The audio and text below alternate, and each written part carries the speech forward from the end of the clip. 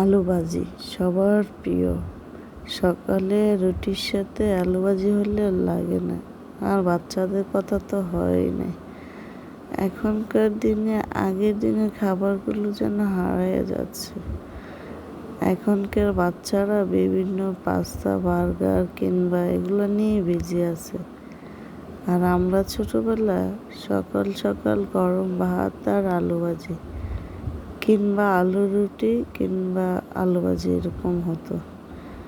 তো আসসালামু আলাইকুম বন্ধুরা, এই যে আলু ভাজি হচ্ছে, ফ্রিজে রাখা ধনেপাতা দেওয়া হয়েছে, এই জন্য ধনেপাতাটা কালো দেখাচ্ছে। তো আর কি আলু ভাজির কথা আর কি বলবো, এটা তো সবার ঘরে ঘরে হয়, সবার পছন্দেরও, বাচ্চা বড় সবার পছন্দের লিস্টে আলু ভাজি।